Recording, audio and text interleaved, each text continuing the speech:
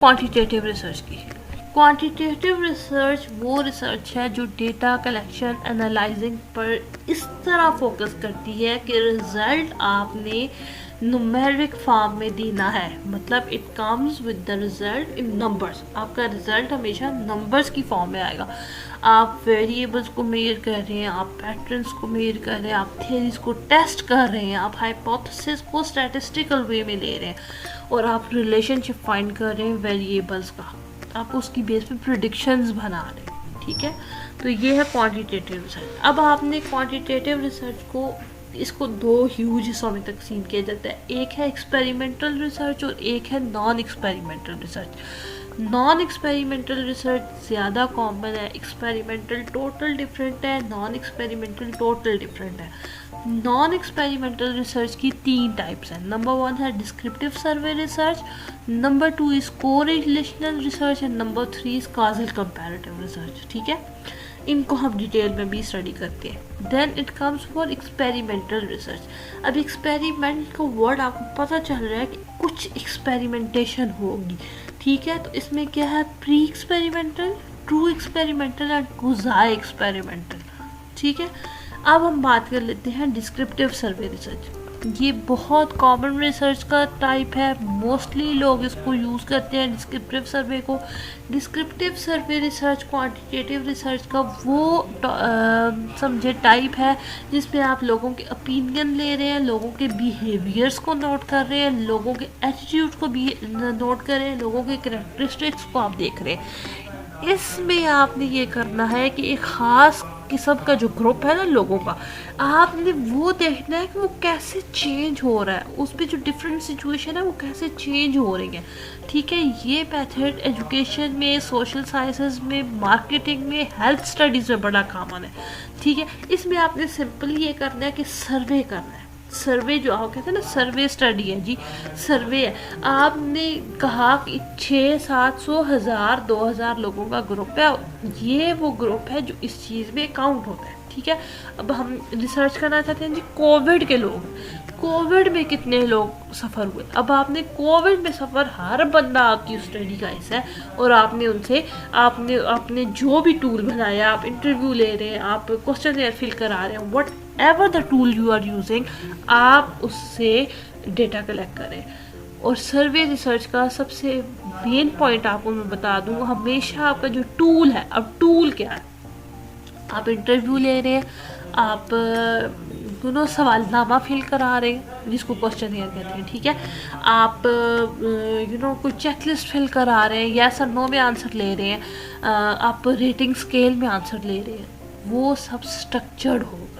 ठीक है, आपका जो बंदा जिसे आपने डेटा लिया वो अपनी ओपिनियन नहीं दे सकता आपको।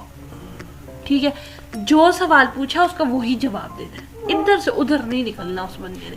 ये इसकी समझो कि वीकनेस है या लैकनेस कह सकते हो। ठीक है, और इसका बड़ा फ़ायदा ये है कि आप कम टाइम में ज़्यादा पॉपुलेशन कवर करते हैं। ठीक है, और इसको यूज़ किया जाता है, आप स्टैटिस्टिकल वे में इसके पैटर्न्स को देखा जाता है, किस तरह कोई चीज़ हुई, कैसा इफेक्ट हुआ, कैसा नहीं हुआ, ये सब चीज़ें आप डिस्क्रिप्टिव सर्वे में देखते हैं। ठीक है, और कोरिलेशनल रिसर्च, ये भी बहुत कॉमन रिसर्च की टाइप है। कोरिलेशन रिसर्च में आप क्वांटिटेटिव रिसर्च की टाइप है जिसमें आप एक या एक से ज़्यादा वेरिएबल्स का आपस में रिलेशन फाइंड करते हैं। ठीक है, आपने कुछ भी नहीं करना, आपने सिंपल रिलेशन देखना है कि एक वेरिएबल का दूसरे वेरिएबल से रिलेशन क्या है। ठीक है, कोरिलेशन रिसर्च में आप डेटा कलेक्ट करते हैं, दोनों वेरिएबल्स होते हैं वो एक ही ग्रुप से होते हैं, एक जैसे पार्टिसिपेंट से होते हैं, स्टैटिस्टिकल एनालिसिस होता है, देखा जाता है कि एक वेरिएबल का दूसरे वेरिएबल के साथ क्या चेंज आ रहा है। आप ये देख रहे हैं कि एक वेरिएबल कैसे चेंज हो रहा है दूसरे वेरिएबल के साथ, आपने उस वेरिएबल का रिजल्ट देखना है, जो रिजल्ट चेंज में आया उसको कहते हैं कोफिशिएंट। ठीक है, कोरिलेशन कोफिशिएंट, और वो उसका उन वेरिएबल्स का रिलेशन बताता है। ठीक है, अब मैं आपको वेरिएबल्स भी ज़रा समझाती हूँ क्या होता है, पहले इसको पढ़ ले। पॉजिटिव कोरिलेशन क्या है कि अगर एक वेरिएबल इंक्रीज़ हो रहा है तो दूसरा भी इंक्रीज़ हो रहा है। नेगेटिव कोरिलेशन ये है कि एक वेरिएबल इंक्रीज हो रहा है तो दूसरा वेरिएबल डिक्रीज हो रहा है। और ज़ीरो कोरिलेशन का मतलब है कि कोई भी रिलेशनशिप नहीं है उन वेरिएबल्स के दरमियान। अब मैं वेरिएबल समझाती हूँ, इसकी एग्जांपल कोट करती हूँ। एक टीचर है, वो अपनी क्लास से 2 स्टूडेंट्स लेते हैं, ठीक है, चलो 3 ले लेते हैं। एक स्टूडेंट है वो टीवी ज़्यादा देखता है, या उसका सोशल वो सोशल बहुत है, वो सोशल मीडिया पे बहुत टाइम स्पेंड कर रहा है, तो वो स्टडीज़ को टाइम नहीं दे रहा। अब वो जो क्या कह रहे हैं ना कि सोशल मीडिया है वो एक वेरिएबल है, और जो उसकी स्टडी है वो दूसरा वेरिएबल है। समझ आ गई इस चीज़ की? अब जो स्टूडेंट सोशल मीडिया पे ज़्यादा टाइम दे रहा है, अब आपके 2 वेरिएबल क्या हो गया, सोशल मीडिया हो गया और आपकी स्टडी होगी स्टूडेंट की। स्टूडेंट की जो स्टडी है आपने उसको देखना है। इसमें टीचर भी कहेंगे, स्टूडेंट भी कहेंगे। टीचर तो रिसर्चर है ना। अब आपने ये करना है कि जो स्टूडेंट है जो ज़्यादा सोशल मीडिया यूज़ कर रहा है वो स्टडी पे कम फोकस कर रहा है, और रिजल्ट क्या आ रहा है कि उसके ग्रेड्स कम आ रहे हैं। दिस वन इज व्हाट, आपका एक वेरिएबल इंक्रीज हुआ, दूसरा वेरिएबल डिक्रीज हो गया, तो this one is for negative correlation.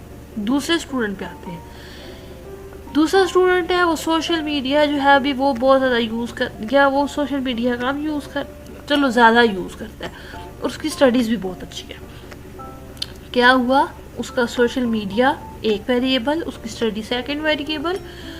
अब वो सोशल मीडिया यूज़ कर रहा है, उसकी स्टडी भी इंक्रीज हो रही है। This is for what, positive correlation. और एक स्टूडेंट ऐसा है कि वो सोशल मीडिया तो यूज़ करता है, ना उसकी पढ़ाई पे फ़र्क है, तो ना उसके सोशल मीडिया पे फ़र्क है। This one is for zero correlation. Last is causal comparative research. अब कॉजल कंपैरेटिव रिसर्च क्या है?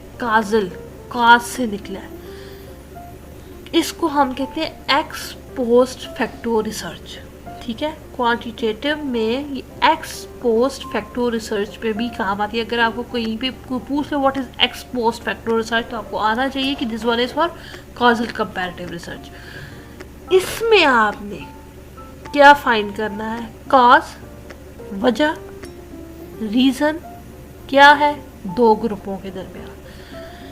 आपने इसमें रिसर्चर क्या करेगा, 2 ग्रुप्स को कंपेयर करेगा एक ख़ास टॉपिक पर, लेकिन उसमें क्या होगा, आपने इसमें 2 चीज़ें देखनी है। एक तो या वो चीज़ पहले से हो चुकी है, फिर आपने उसका असर देखना है, या फिर असर पहले आपने उसका काज फाइंड करना है। कि 2 डिफरेंट सिचुएशंस है, आगे बताऊंगी। इसलिए इसको कहते हैं काजल कंपैरेटिव रिसर्च। आपने इसमें कोई वेरिएबल, कोई भी कंट्रोल नहीं है, बस ये खुला जा रहा है। आप इसको इसके अलावा कहते हैं काज एंड इफेक्ट रिलेशनशिप, ठीक है। इस रिसर्च का 3rd नाम आ जाए या आपको ये पूछे what is meant for cause and effect relationship research, तो आप कह सके कि काजल कंपैरेटिव है, ठीक है। अब इसकी जो 2 टाइप्स वो बताती हूँ। 2 टाइप्स हैं, एक है retrospective and the second one is prospective. Retrospective का मतलब ये है कि जो इफेक्ट है ना वो पहले से मौजूद है, असर पहले से मौजूद है, उसकी जो वजह थी कहीं बहुत पीछे है, ठीक है। मतलब बैकग्राउंड में वो वजह है और आप स्टार्ट उसको कर रहे इफेक्ट से, ठीक है। हम देखना चाहते हैं ना कि एक बच्चा चिड़चिड़ा है या वो बहुत लेजी है, तो उसका इफेक्ट है, आप उसकी वजह जानना चाह रहे हैं कि वो क्यों है ऐसा। दैट वाज फॉर रेट्रोस्पेक्टिव, ठीक है। देन है प्रोस्पेक्टिव। अब प्रोस्पेक्टिव में क्या है कि वो वजह या उस कंडीशन से शुरू होगा और इन फ्यूचर आप उसके इफेक्ट्स देखेंगे। कोविड की एग्जांपल देती हूँ। कोविड स्टार्ट हुआ था, वजह थी, उसके फ्यूचर इफेक्ट कहाँ आए, बच्चों की स्टडीज़ पे आए, लोगों की डेली लाइफ में डिस्टर्बेंस पे आए। दिस वन फॉर प्रोस्पेक्टिव, ठीक है।